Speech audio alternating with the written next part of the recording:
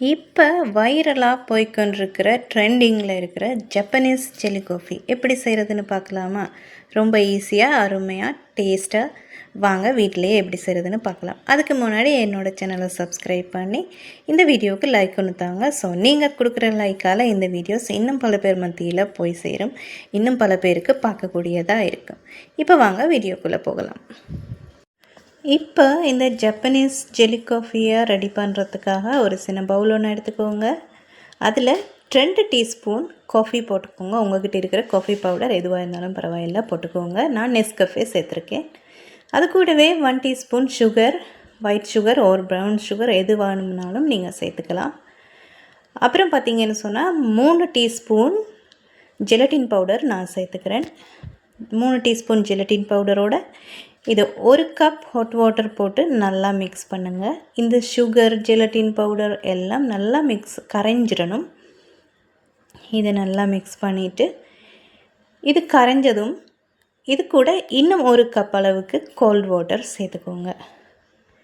இதையும் ஊற்றி நல்லா மிக்ஸ் பண்ணி விட்டுருங்க.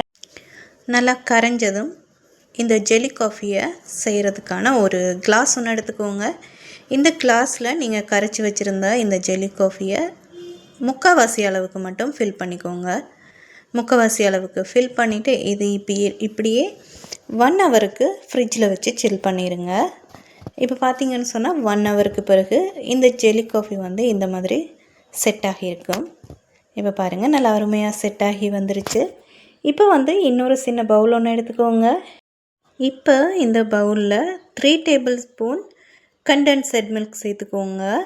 அதோடு சேர்த்து 1 டேபிள் ஸ்பூன் ஃப்ரெஷ் மில்க் சேர்த்துக்கோங்க. சேர்த்துட்டு இது ரெண்டையும் நல்லா மிக்ஸ் பண்ணி கொடுங்க. நல்லா மிக்ஸ் பண்ணி விட்டுட்டு இந்த கலவையை நீங்கள் செஞ்சு வச்சுருக்கிற ஜெல்லி காஃபிக்கு மேலே ஊற்றணும்.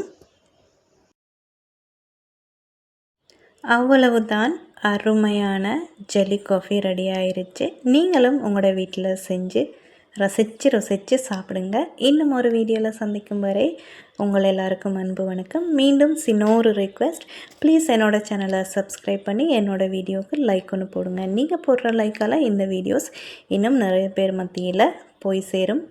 இப்போ பார்த்தீங்கன்னு சொன்னால் ஜெல்லி காஃபி சூப்பராக ரெடி ஆயிருச்சு. ஓகே, பாய் பாய்.